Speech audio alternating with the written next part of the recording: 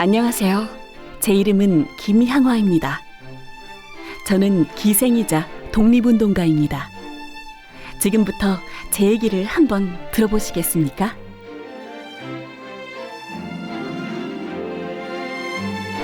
저는 1897년 7월 18일 경성에서 태어났습니다. 수원에 시집왔으나 1914년 12월 10일 이혼을 하게 된 후 저는 기생이 되었죠. 수원면 남수리의 우원예기조합의 1등 기생이었던 저는 노래, 무용, 건무, 악기 등 여러 방면에서 출중했습니다.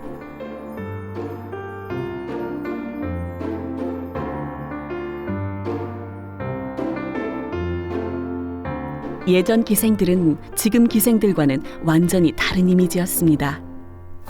예전의 기생들은 예술가의 이미지가 더 컸고 대부분 관청에 소속되어 일했습니다. 하지만 일제강점기가 시작된 이후 일본 제국주의에 의해 지금의 천한 기생 이미지가 만들어졌습니다. 결국 기생들은 식민지배의 통제 아래에서 감독과 관리를 받으며 상업적 기생으로 변해버렸죠. 그로 인해 기생들의 대우는 낮아졌고 일본 순사들의 횡포는 더욱 심해졌습니다.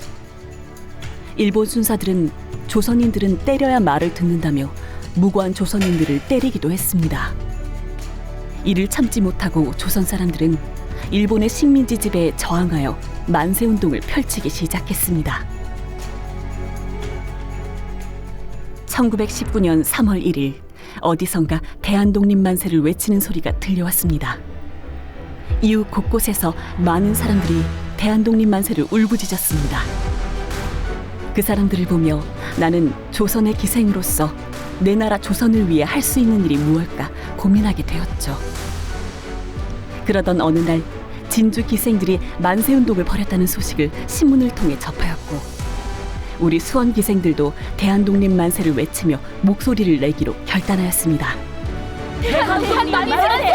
대한독립만세! 대한독립만세! 당시 일제는 봉수당을 자해의원이라는 병원으로 개조하여 우리 기생을 대상으로 성병 검사를 하였습니다. 우리는 이러한 치욕을 더는 참을 수 없었고 일제가 훼손한 봉수당 앞에서 만세를 부르기로 하였습니다.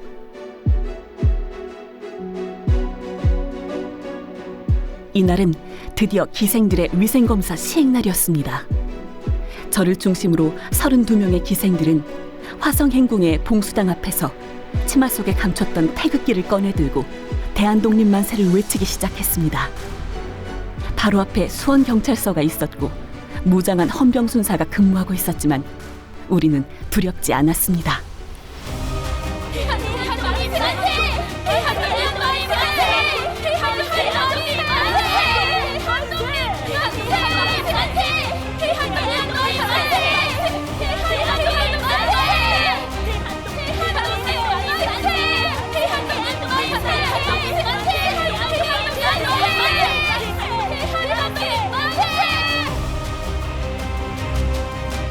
우리의 만세운동을 지켜본 사람들은 만세대열에 합류하기 시작했고 우리는 한마음으로 대한독립 만세를 외쳤습니다.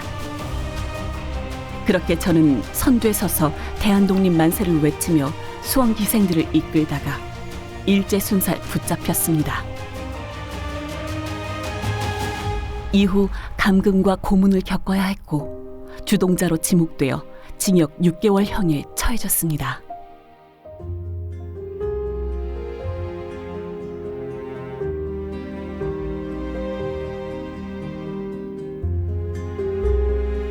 전중이 일곱이 진흙색 일복 입고 두 무릎 꿇고 앉아 주님께 기도드릴 때 접시 2개 콩밥덩이 창문 열고 던져줄 때 피눈물로 기도했네 피눈물로 기도했네.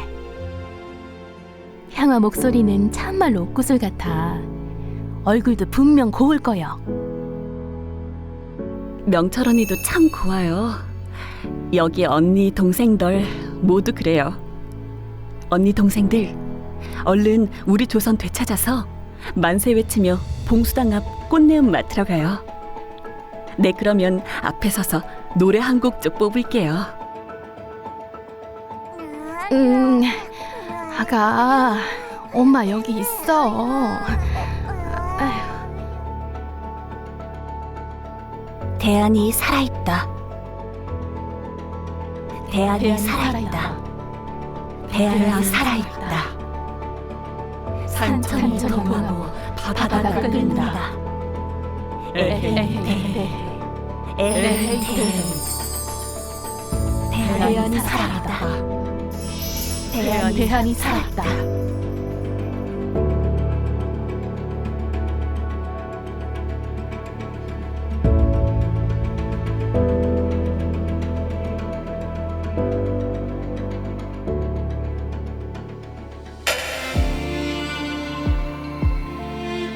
나는 조선의 기생이자 독립운동가인 김향화입니다. 나는 우리 기생들과 함께 대한독립만세를 외쳤던 그날을 잊을 수가 없습니다. 길을 걷던 사람들은 어디선지 하나둘 태극기를 꺼내들었고 우리들의 만세는 거리를 가득 채웠습니다. 그 후 주동자로 지목되어 수개월간 감금과 고문을 당했지만 우리가 외쳤던 대한독립만세가 실제가 되는 그날을 기다리며 버텨냈고 한치 부끄러움 없이 사랑하는 내 조국을 위해 끝까지 싸웠습니다. 독립이 된 지금을 살고 있는 여러분, 나를 기억하고 내 이야기를 들어주어 고맙습니다.